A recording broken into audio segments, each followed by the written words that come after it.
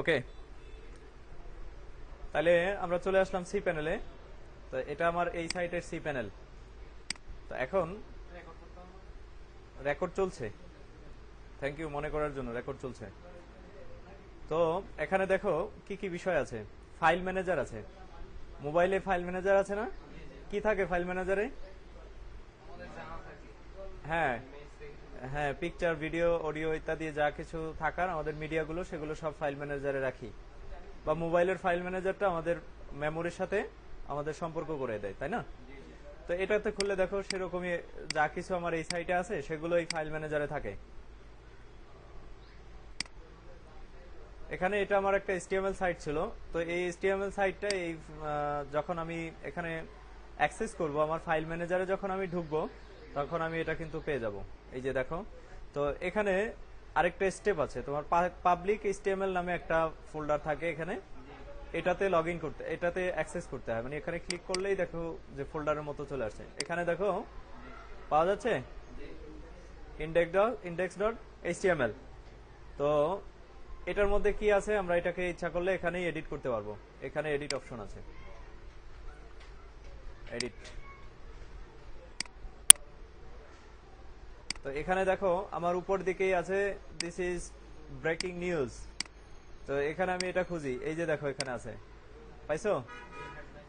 This is breaking news. তাহলে আমার এই সাইটটা আমি এখানে অ্যাক্সেস করতে পারতেছি। কখন পারবো? যখন, যদি আমি ভ্যালিড অথর হয়ে থাকি তখন, বা আমি যদি এই সাইটের ওনার হয়ে থাকি, ওনারশিপের যাবতীয় ইনফরমেশন যদি আমার কাছে থাকে, তখনই আমি এখানে করতে পারবো। তো আরেকটা ব্যাপার বলে নেই, এখানে আমাদের কখন আসতে হয়।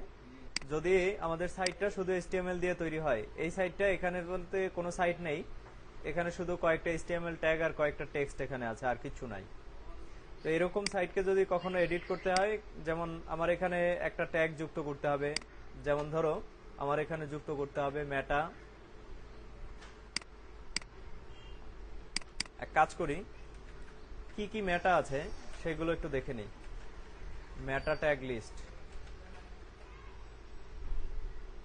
List of usable HTML meta and link tags, GitHub থেকে দেখে আসি। 18 meta tags every web page should have in 2013 দেখতে পারি। এখানে দেখো মেটা চার্টশিট আছে, মেটা নেম, কিওয়ার্ডস, কন্টেন্ট, আমাদের এটা নিতে হবে, এটা নেই। কপি, এখানে আমি যেখানে এডিট করতেছিলাম সেখানে যাব, এই দুই হেডের মাঝখানে এখানে বসাবো কন্ট্রোল V করে। এই মেটা কন্টেন্টের জায়গায় এখানে আমি মেটাগুলো দিব। এখানে আমি লিখি RC ফাউন্ডেশন, এটা হচ্ছে অ্যানাদার ট্যাগ। কমা দিয়ে সব ট্যাগগুলো শুরু করতে হয়। তো এখানে আমি লিখি RC ফাউন্ডেশন বাংলাদেশ, আরেকটা কমা দিয়ে এখানে লিখি। এবার যদি বাংলায় লিখতে চাই, আচ্ছা থাক, বাংলায় লিখবো না,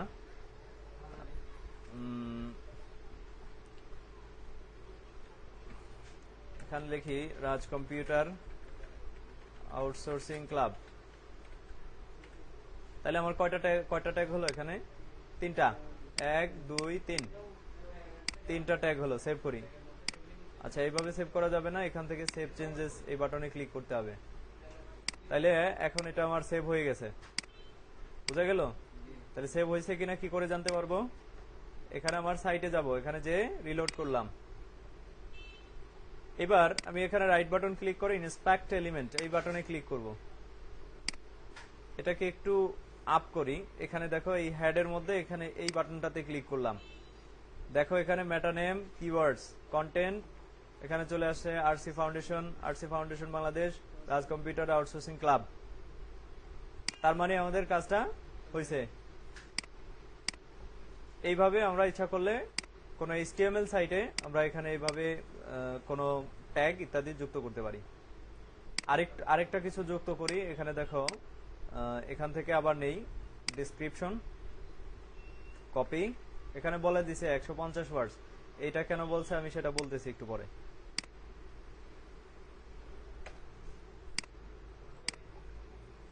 ডেসক্রিপশন মানে হচ্ছে আমার সাইটের ডেসক্রিপশনটা কি হবে, পরিচিতিটা, ওভারঅল একটা সামারি, আমার সাইটটা কি সম্পর্কে, সেই বিষয়টা আমার বলে দিবে এই মেটা ট্যাগের মাধ্যমে।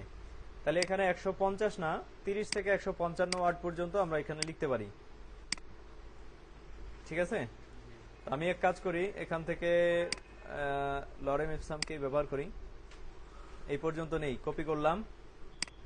আগে একটু মেপে নেই যে কতটুকু হলো। কি করে মাপতে হয় জানেন আপনারা? জানেন? তাইলে দেখেন, এই দুইটাকে, এই লেখাগুলো এখানে যা কিছু আছে দেখতে পাচ্ছেন, নিচে দেখেন ওয়ার্ড নাম্বার কত? 28। তাহলে 28 ওয়ার্ড হয়েছে। কপি। কটা হয়েছে এখন? কতগুলো দরকার আমাদের?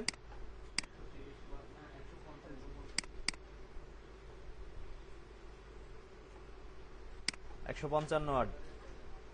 এখন এখানে একটা প্রবলেম আছে।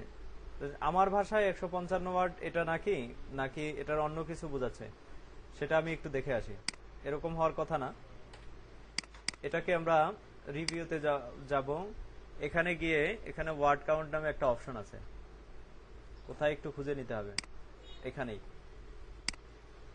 তো এখানে ওয়ার্ডস হলো কত?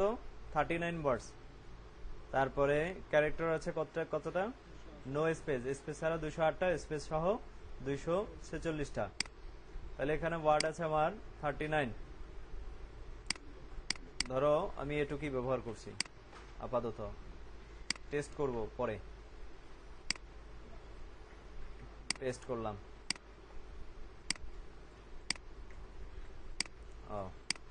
এখান থেকে সেভ করতে হবে, সেভ চেঞ্জেস। হ্যাঁ, মেটা ট্যাগ ক্লোজ হয় না, এন্ডিং ট্যাগ এখানে ট্যাগ নাই, ট্যাগ শুরু হলেই শেষ হয়ে যায়, এক ট্যাগের ভিতরেই সবকিছু। ঠিক আছে, তাহলে আমরা দুইটা যুক্ত করলাম, একটা হলো মেটা কিওয়ার্ডস, আর একটা হলো মেটার ডেসক্রিপশন। সেভ, আচ্ছা সেভ করছিলাম এখান থেকে একবার। এবার আমার সাইটে যাই, রিলোড করি, রাইট বাটন ক্লিক করে এখানে সোর্স ফাইল দেখি, হেড দেখি, এখানে দেখো মেটা ডেসক্রিপশন চলে আসছে। এখন এবার আমি গুগলে যাই, google.com। এখানে যে আমার সাইটের নামটা লিখি rcfoundation.net।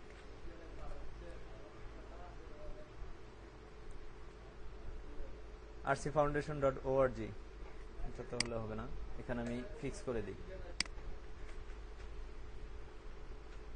rcfoundation.net review, rcfoundation.com। আসলে এটা এখনো ইন্ডেক্স হয় নাই, গুগলে ইন্ডেক্স হতে হবে, ইন্ডেক্স না হলে দেখা যাবে না এখানে।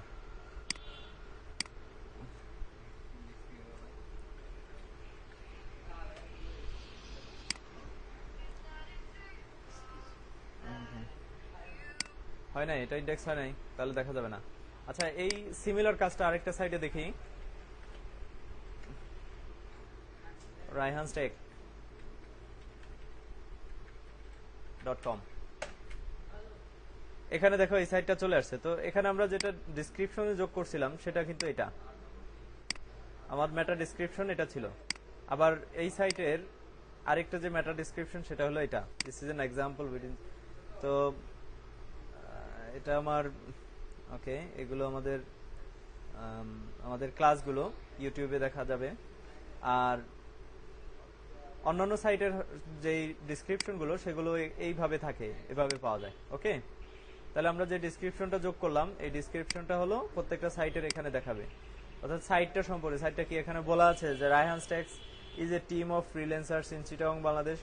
We are providing best SEO solution for any kind of website, especially for local businesses. তাহলে সুন্দর করে আমি বুঝে নিলাম যে এই সাইটটা এই সম্পর্কে।